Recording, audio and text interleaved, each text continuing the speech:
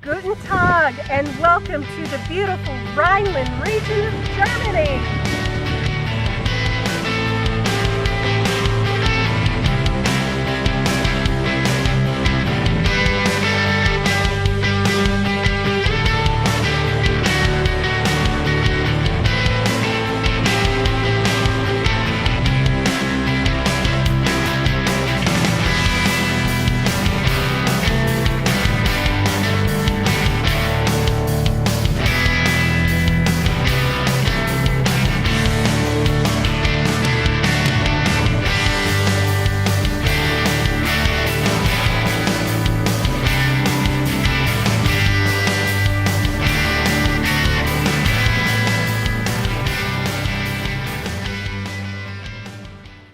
Hi everyone.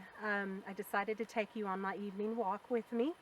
As you can see, the forest near my village is behind me, and I love taking walks through the trees and in the fields, and able to kind of get that quiet reflection in the evening to kind of, kick back and just enjoy the rest of my night. But tonight, my forest is not so quiet. Um, our village sheep have decided to take some forest time for themselves. So in hearing this, it's something that I hear pretty much every day from my house. It gets me kind of in the mood to do a little bit of working with wool, whether it's felting or spinning. But tonight I'm going to sit down with you and show you how to spin with a top Whorl drop spindle. It is something that I've taught myself with the help of a couple of YouTube videos and a very good friend of mine, Sarah, back in the States. So hopefully I'm able to give a little bit of knowledge back to you, and I hope you learn and enjoy and have as much fun with it as I have had. So let's get walking back to the house and get started.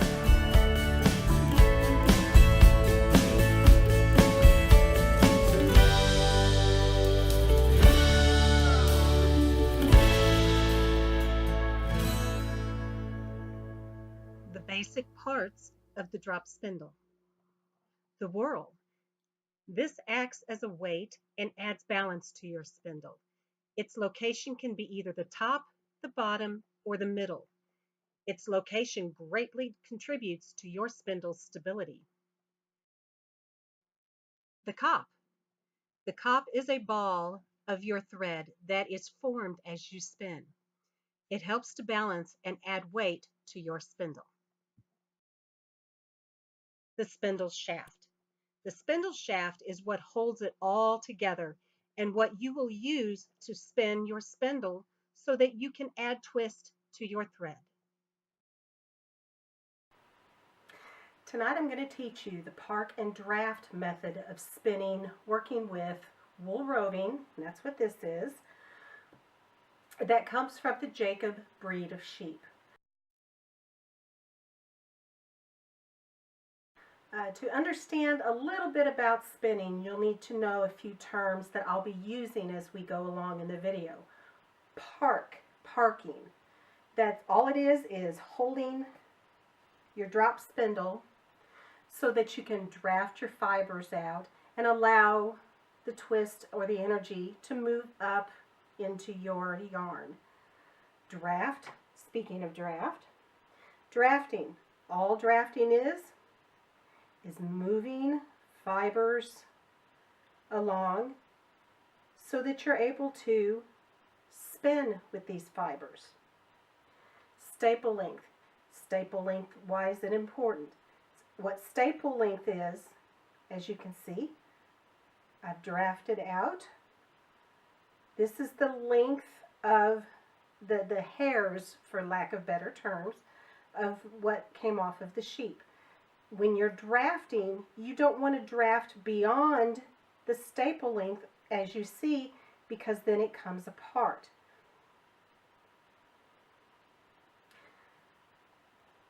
The park and draft method, in my opinion, is easiest to learn.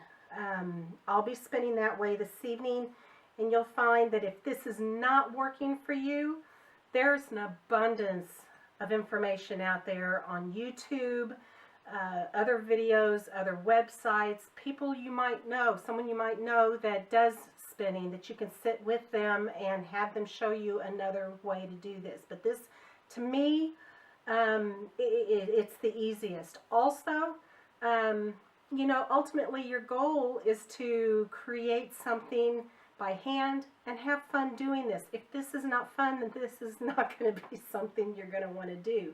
Me, I find it very relaxing, so I enjoy, very much I enjoy spinning. Okay, I'm just going to park my spindle here for a moment, and I'm going to separate my roving. You do not have to do this. For me, this is a bit much to handle all at once. So I am going to separate half, and then I'm going to just set this aside. And then I'm going to separate half again. So we're separating this into fourths. This, to me, is a whole lot easier to manage. Again, you don't have to do this. Do what works best for you. We've already checked the staple length, as I was showing you, so I know exactly how far I can draft out before I separate the fibers. To get started, I'm going to park my spindle between my knees while I draft out. And I've already kind of pre-drafted this out. Let's show you here. We're going to draft out a little bit of your fibers. Hook your fibers and then pinch it. And don't tug and pull too hard because you don't want to separate those because everything is still very fragile right now. Get my yarn, or my roving up out of the way. And we're going to spin clockwise. And this is just one way of spinning off the fingertips. We're putting extra twist, and this is the twist part, in your yarn. Switch your fingers out. Now, about 2 inches or so up above, you're going to hold this. And then you're just going to slowly slide your other fingers up so that everything twists in.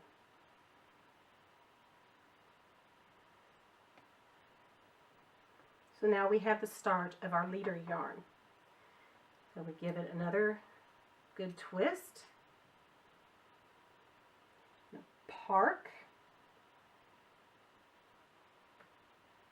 And we're going to draft out a little bit of yarn. Allow that twist to follow up. Draft out. Allow that twist to follow up. And we want to kind of over twist this part. Usually you don't want to over twist your yarn because you run the risk of breaking it. However, right now, because we're creating your leader yarn, we want that extra twist in there. We want that extra energy so that it has a good start. So give it another good twist.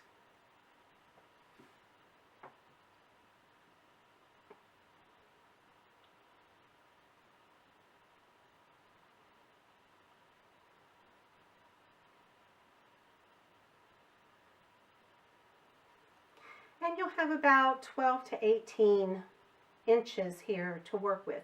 And you want to kind of give it a little tug then at that point because you want to make sure that all that twist in there is nice and firm and sturdy. Now, on this particular spindle, there is, or in our whorl, a notch.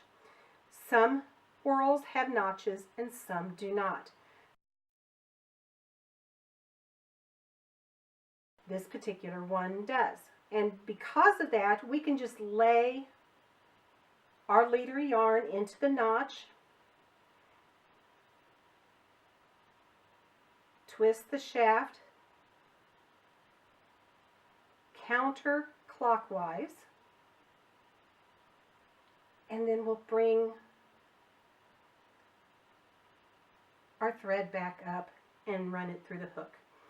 Now you can either hook it once or twice or 3 times or 4 or whatever is comfortable for you, as long as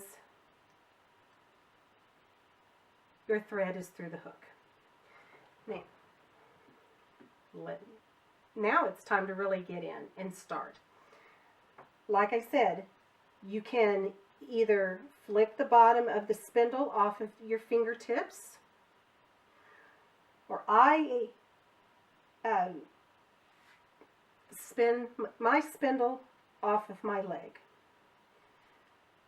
We have all the energy in there now. I park my spindle, switch my fingers, and I draft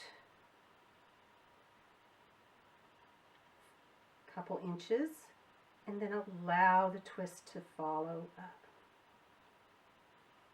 Draft, allow the twist to follow up.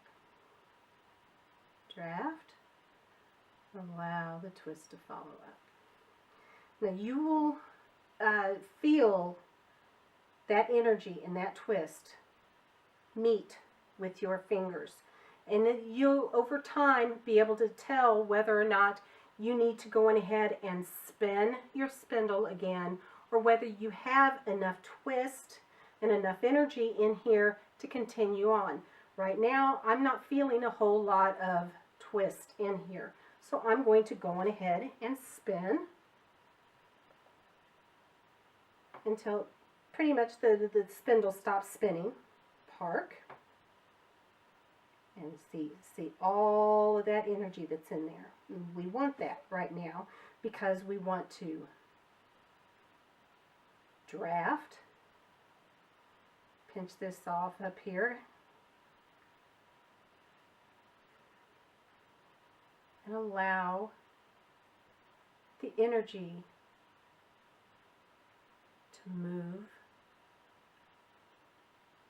up your thread. Now I know that I'm out of the screenshot here, so okay. So now you can keep going and keep going and keep going until you reach a point where you're ready to cast on and wind on your thread onto your spindle, creating the cup. For me, it's when I reach the end of my arm, which is not very long.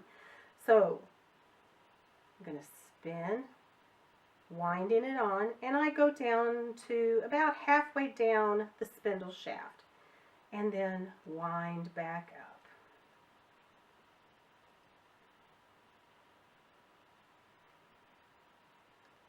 Through the notch, or if there is not a notch there, you can bring your yarn or your thread on the left side of your leader yarn. That'll prevent it from sliding around as you're spinning.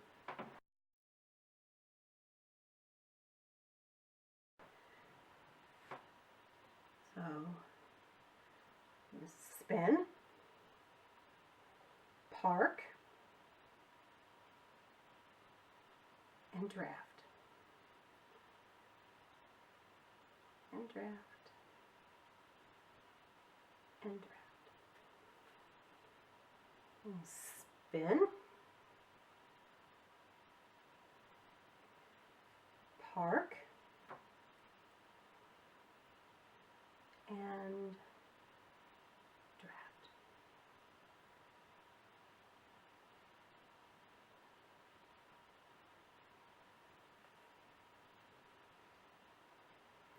And wind on, again, creating the cop portion of your spindle. Spin, park, and draft. And draft. And draft. Now, as you go through, you will notice parts of it that are thicker and parts that are thinner. You are creating a hand spun piece of yarn.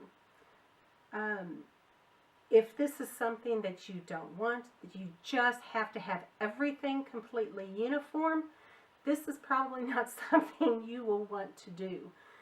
Your best bet then at that point is you go to the store and get some yarn that has been processed by machine, that has been calibrated and have the gauges to make sure that everything is completely uniform. I love the beauty and the texture behind having hand spun yarn. It gives it character, and you know, to me it's beautiful. Spin, park, and draft.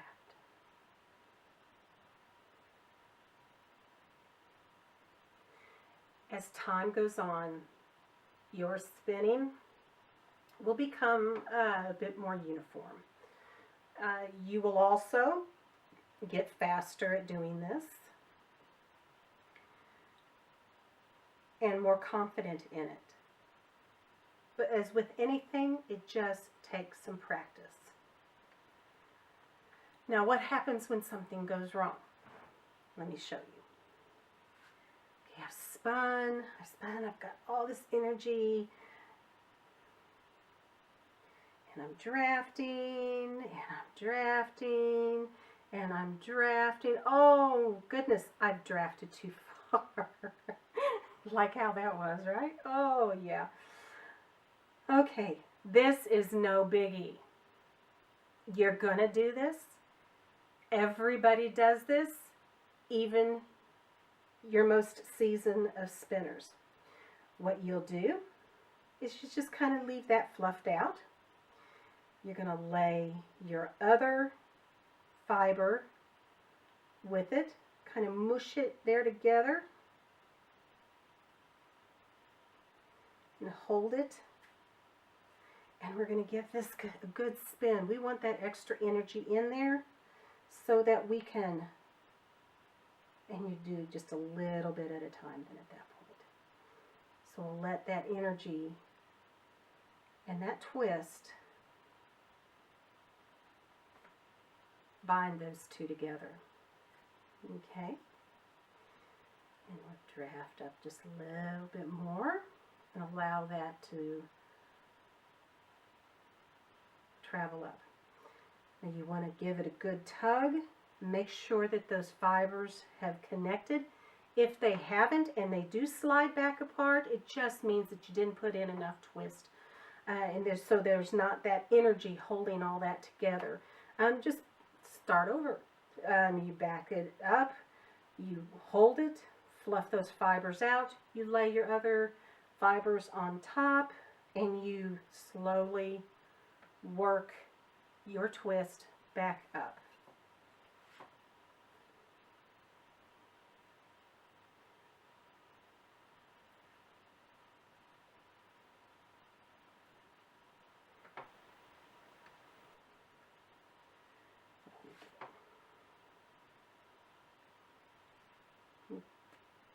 Park. You're going to switch your hands out and draft. And pinch this off a couple inches up and release. Trying to let it go slow so that you can see the twist work its way up. Spinning is so magical in the fact that you can take fibers, align them, all go in the same direction, and they'll be fragile until you add that twist. And once you add that twist, you've created a strong thread.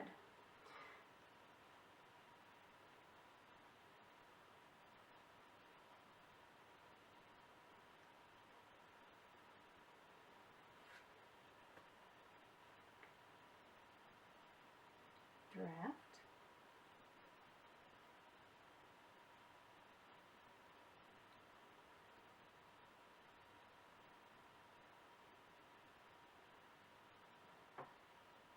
Very easy. Now, something that I did not show you earlier, or did not talk about, I may have done it just in thought. Whenever you get ready to wind your thread, your yarn, onto your cop, kind of give it a little bit of a tug. Not everybody does this, and I don't recall anybody really talking much about it. This is something that I do. I want to make sure that there's a really nice, good, sturdy piece of thread right here, because I will later on ply this with another thread, and I want to make sure that as I'm going through the plying process, it doesn't break on me or separate. No biggie if it does. I can always just tie the two together and keep going. But it takes a little bit of time to do that, and you know, I just want to keep going. Spin, park, and draft.